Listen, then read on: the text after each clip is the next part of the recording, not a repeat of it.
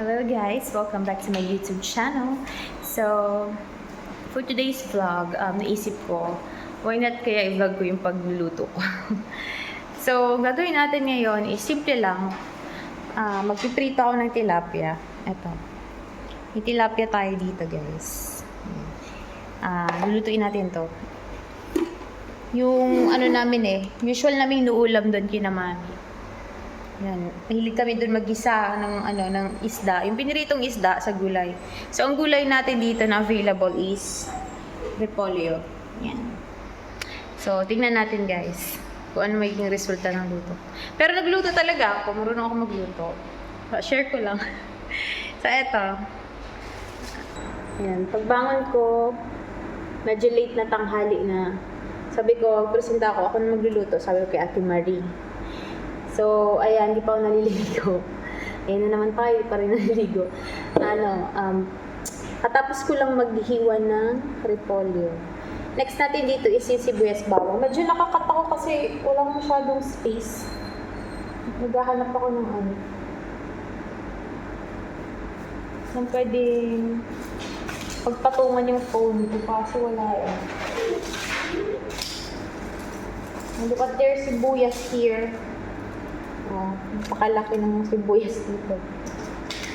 So, ito na yung natin, sibuyas. Ang laki, large size. Isa tayo yung natin, yung bawang. Girisin na natin.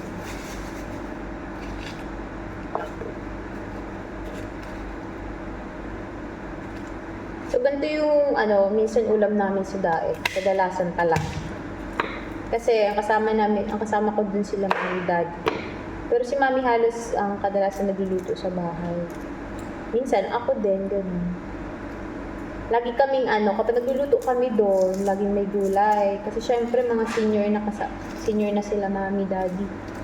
Mas kailangan nilang puro gulay. Bira kami magkarne. Pwede naman, nagkakarne din. Pero si daddy hindi na kasi kumakain ng yung mga baboy, matataba doon. So, dito, magluluto ako ng ganito. Ang ginisang tilapia. Ginisang tilapia? Ginisa sa gulay, yung tilapia. Ang gulo ko!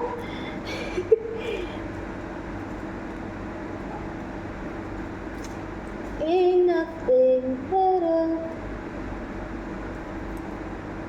So, ganito diba, yung mga simpleng ulam lang natin. Kung nakaraan, hindi ko kasi nag-vlog yun Masarap yung kaluto ko ng tilapia.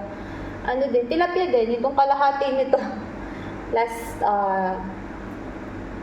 ano bang araw yun? Tuesday or Wednesday, nagluto ako nun. Tawag doon shershado.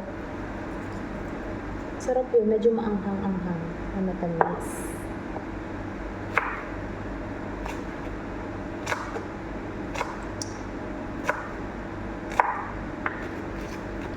Medyo naboboringan ako sa ko. Kasi hindi ako masyadong palasalita. Pero okay lang yan, at least nakita yung ginagawa ko. Ito na yung bawang. Next natin yung sibuyas. Hindi masyadong kita guys yung video. Laki ng kakalahatiin ko lang dun. Laki kasi. Laki dito talaga ng sibuyas.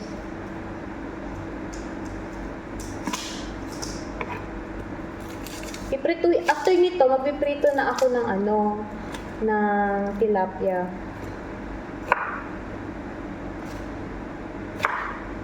Yan kasi unang step ko pagluto. Tuhin muna. Then, after natin magluto, mahanguin yung tilapia kapag And then, magigisa tayo ng sibuyas bawang. Simple lang, pero content ko na siya. Ito guys, meron tayo ditong maliit na sili. Maglalagay din ako. And may grapes ako dito. Kaya mo na ako.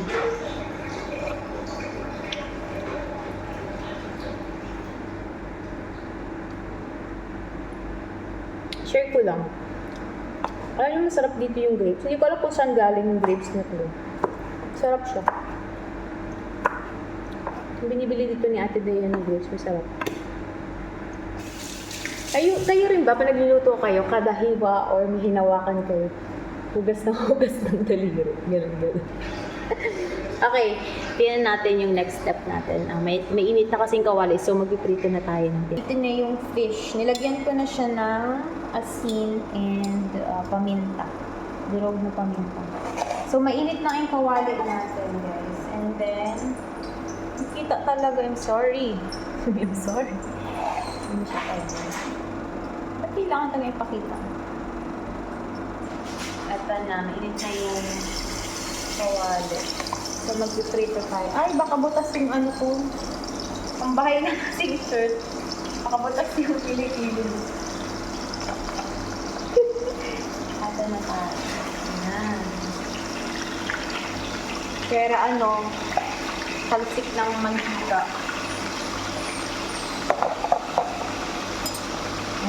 Hintayin natin maluto. Ulang bayo na babanguhan habang nagbo-brownish na yung kulay niya sa likod. Ang bangong amoy. Sarap. Pinapiprito na natin. Mamaya, ikot ko na yan. Balik ka rin ko na parang kabilang sa inyo. Ito na yung sili, sibuyas and bawang, and of course, ang ating cabbage. At ito lang, maglalagay ako ng fish sauce or patis. So, toyo, and then, ayan, ibang seasonings. Simpleng luto lang, di na maglalagay mo kung ano-ano, magic syrup and everything. Ito, naikot ko na yung tatlo. Ayan. And then, mamaya ito, yung dalawa, bale 6, piraso. Ito na yung first batch. Ayan. Ito na yung second batch. Ganyan din pa kayo magprito. Diba? Para sure tayong lahat ng part luto. Kahit igigisa pa naman natin siya after, pero gusto ko talaga luto yung kahit mga sides niya. After naman yan, mabukasan ko ng mantika yan. And then, magigisa na ako ng sibuyas pa. Kompleto na lahat, naprito ko na.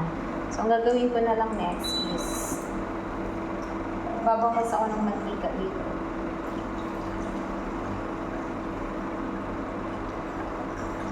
Wait, baka butas yung stinig ko. Kapambahay lang. Ayan. So, bali konti na lang na mantika yung tinira ko. Kuha lang ako ng chance.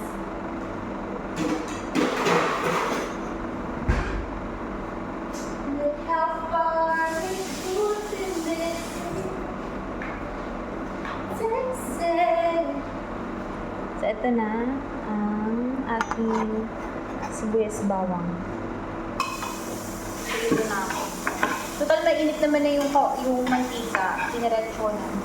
Oh my gosh, baka butas na. Oo nga, butas! Ang bahay ko lang ito eh. Niram ko lang sa Ate Dea. Funny. So, naglalagay pala talaga ako ng sili, guys. Kasi, hilig talaga ako sa maanghang. Pero hindi naman gaano kasi baka di na sila makakain. Ako talaga kahit kainin ko yung sili, go lang eh.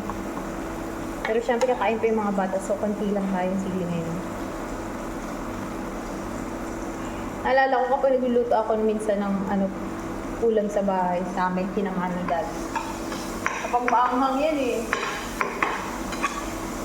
Hindi sila makakain. Ako lang yung nag-enjoy. Yan, ingay. Ito na. So, huwag niyo ako i-judge. Ganito talaga yung way ng pagbibigis sa pagluluto.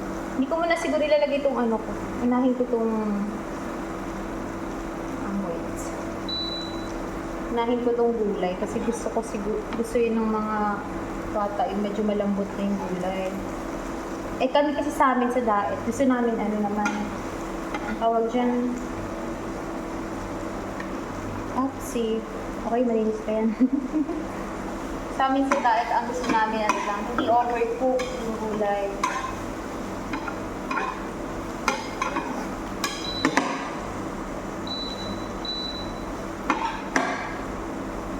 Dito unahin ko na yung mga gulay. And then saka ko ilalagay yung fish. Ilagay tayo ulit lagay ako ng patis. Madami. I think na madami. Bigyan na lang konting tubig later.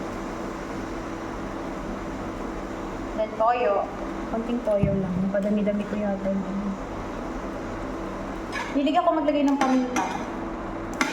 Kahit sa spaghetti, gusto ko maraming paminta. Medyo maanghang-anghang. Yung lumalaban yung tamis at anghang. Sarap. May maglalagay din ako dito ng konting sugar. Para sa mga bata. So, malinamnam kasi pag may sugar.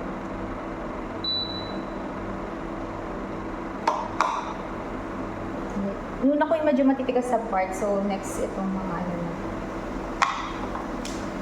Kita pala yung butas nung kakatawa.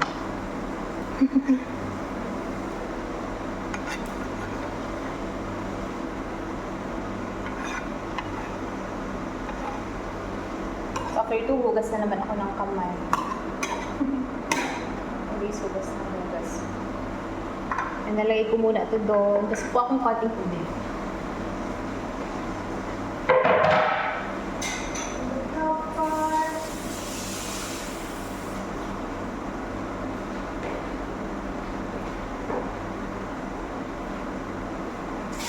Medyo hot water na lang.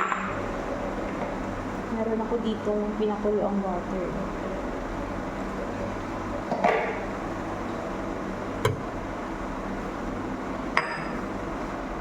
Nalagay na ako ng konting water ito. Kasi para may konting sauce yan. Masyado kasing dry kapag lumis ko. Hindi nisa lang sa mantika. Yan, medyo may konting sugar. Konting sugar lang tayo. Puting-puti yung sugar na gamit natin. Masyadong refined. And then, konting nakalagay naman na tayo ng what's this? Black pepper kanina doon sa fish. So, konti na lang dito sa buto. Ganito talaga yung way ko pagluto. Ngayon lang. So, dahil kasi inuuna ko yan, nakagisa ko ng sibuyas bawang yung fish na sa loob. Dito inuuna ko yung gulay para lumambot. So, ayan, dito na. Nalagay ko na yung fish. Ibabaw natin yung fish dito sa gulay. Bagong hugas naman ako, mag-explain. Bagong hugas naman ako ng kamay. Kasi kada ko galaw, hugas ako ng kamay.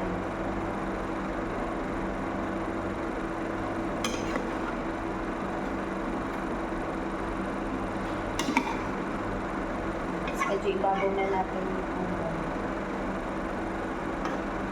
masarap to guys. Medyo maliit yung kawali ko pala. Carry na. Yan. Perfect. Patapos na itong niluluto ko. Ayan. Medyo pinakukulu-kuluan ko na lang. Ilinisan ko na lang itong paligid niya kasi medyo sumobra. Liit kasing nagamit mong kawali.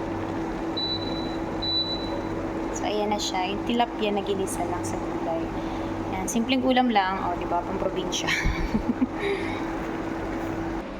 Magod na talaga tayo. Walang ligo-ligo, walang hiwalay lang. So, eto na. Tapos na ako magluto. Yan.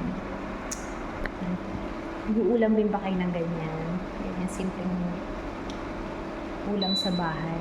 So, yun lang po. That's all for today's vlog. Yun, simpleng pagluto lang ng lunch namin. Yan. Thank you so much for watching. Sana suportahan niyo pa po ang aking mga susunod pang vlogs. And thank you po sa lahat ng mga sumubaybay and nanood nung first vlogs ko. Yan. Salamat.